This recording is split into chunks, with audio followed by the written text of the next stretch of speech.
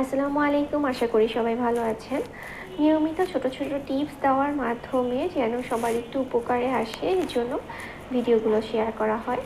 আজকে মূলত যে বিষয়টি নিয়ে আলোচনা করব সেটি হচ্ছে ছোট বাচ্চাদের যেসব প্রবলেম নিয়ে মায়েরা আসে তার মধ্যে সবচেয়ে বড় একটা প্রবলেম হচ্ছে অরুচি বা বাচ্চা কিছু খেতে চাচ্ছে না।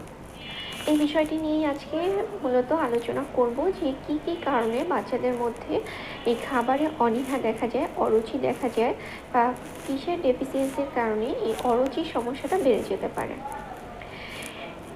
এই বিষয়টি নিয়ে আলোচনা করার আগে প্রথমেই বলবো যে বাচ্চাদের খেতে চায় না, অরুচি আছে, আসলে সেটা এক্স্যাক্টলি কতটুকু আসলেই তার খাবারের প্রতি অনীহা, তার লাইফস্টাইল ঠিক আছে কি না, কিংবা যে স্পেসিফিক কোনো খাবারের প্রতি তার অনীহা আছে কি না, এটা প্রথমে আমরা আইডেন্টিফাই করার চেষ্টা করব। দ্বিতীয়ত বলতে হয় যে বাচ্চাদের যদি ক্রিমি প্রবলেম থাকে তাহলেও কিন্তু বাচ্চাদের মধ্যে খাবারের প্রতি অনীহা বা অরুচি দেখা যায়। কারণ ক্রিমি থাকার কারণে অনেক সময় গ্যাস ফর্ম করে, বমিটিং টেন্ডেন্সি বেড়ে যায় এবং টেস্ট বাডগুলো কাজ করে না, বা খাবারে ভীষণভাবে বিতৃষ্ণা চলে আসে, মুখ তিতা হয়ে যায়।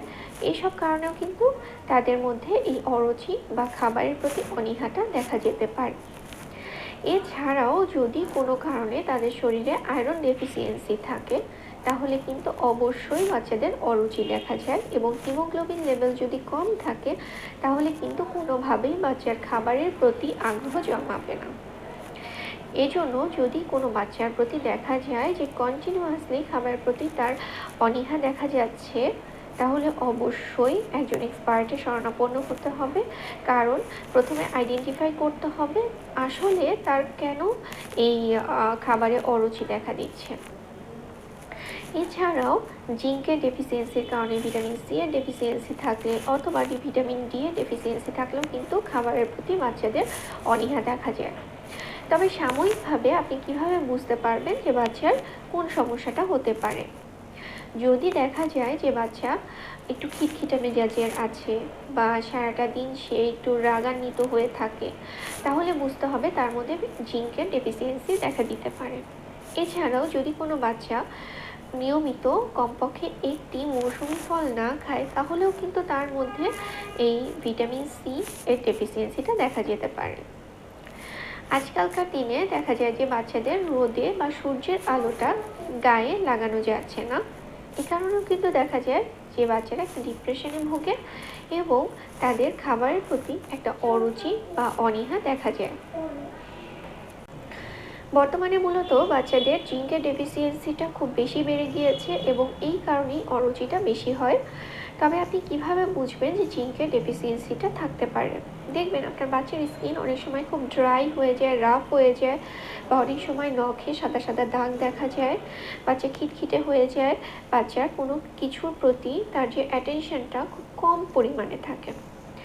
তো এই সব লক্ষণ যদি দেখা যায় অবশ্যই তার একজন এক্সপার্টের শরণাপন্ন হতে হবে, তার সিবিসি টেস্ট করাতে হবে, তার মধ্যে আয়রন ডেফিসিয়েন্সি আছে কিনা, তার হিমোগ্লোবিন লেভেল ঠিক আছে কিনা, এগুলো চেক করতে হবে।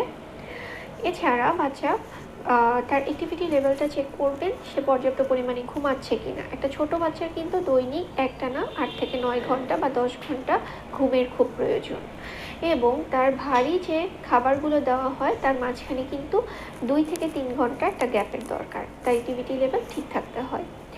নিয়মিত 30 থেকে 40 মিনিটের মতো রোদে হাঁটাচলা করা উচিত।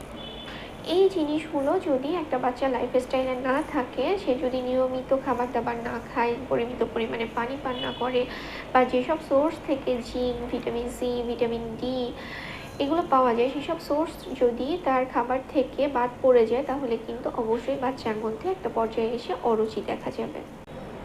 এখন আসি যে আমরা বাচ্চাদেরকে কী ধরনের খাবার দেওয়ার চেষ্টা করব, বা কোন ধরনের খাবার এই যে আয়রন ডেফিসিয়েন্সি, হিমোগ্লোবিন লেভেল ফল করা থেকে কিংবা ভিটামিন ডি সি এর ডেফিসিয়েন্সি থেকে রক্ষা করবে বা জিঙ্কের উৎস হিসেবে কাজ করবে। গরুর মাংস কিন্তু জিঙ্কের খুব ভালো একটি সোর্স, এবং বাচ্চা যদি গরুর মাংস চিবিয়ে খেতে না পারে তাকে একটি কাবাব তৈরি করে আপনি দিতে পারেন। এছাড়াও ডিম, দুধ ভিটামিন ডি এর সোর্স হিসেবে কাজ করে, জিঙ্কের উৎস হিসেবে কাজ করে। তবে অনেক বাচ্চা আছে দুধ বা ডিম খেতে চায় না, সেক্ষেত্রে আপনি পুডিং, কেক যে কোনো খাবার বানিয়ে তাকে দিতে পারেন। এছাড়াও চেষ্টা করবেন বাচ্চা যেন প্রত্যেক দিন কমপক্ষে একটি হলেও মৌসুমী ফল খায়, তাহলে কিন্তু সে ভিটামিন সিটা পাবে। যদি কোনো কিছুই না খায় তাকে লেবু দেওয়া যেতে পারে, যদি বাচ্চার কোনো গ্যাসের প্রবলেম না থাকে।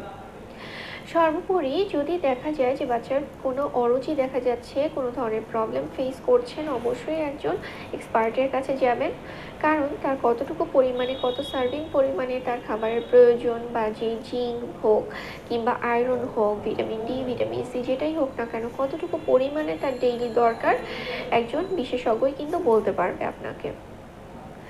আর যেটা চেষ্টা করবেন সেটা হচ্ছে যে বাচ্চা যেন রেগুলারলি 8 থেকে 10 ঘন্টা একেবারে ডিপ স্লিপে থাকে, এবং রোদে সে যেন কমপক্ষে হলেও 20 মিনিটের মতো হাঁটাচলা, খেলাধুলা করার সুযোগ পায়। যদি দেখা যায় যে বাচ্চা খুব খিটখিটে হয়ে যাচ্ছে, খুব রুক্ষ মেজাজের হয়ে যাচ্ছে, তার সমস্যাটা আইডেন্টিফাই করার চেষ্টা করবেন। বাচ্চাকে রাগারাগি করে জোর করে খাবার খাওয়ানোর কোনো দরকার নেই, কারণ এতে আরও অনীহাটা বেড়ে যাবে, খাবারের প্রতি তাদের ভীতি বেড়ে যাবে। বাচ্চার সাথে সুন্দর করে বসে অন্তত একটি মিল পরিবারের সব সদস্য মিলে খাওয়ার চেষ্টা করবেন। তারপরে যদি কোনো সমস্যা ফেস করেন অবশ্যই বিশেষজ্ঞের শরণাপন্ন হবেন। আর সবাই সুস্থ থাকবেন, ভালো থাকবেন। আজকে এ পর্যন্তই। আসসালামু আলাইকুম।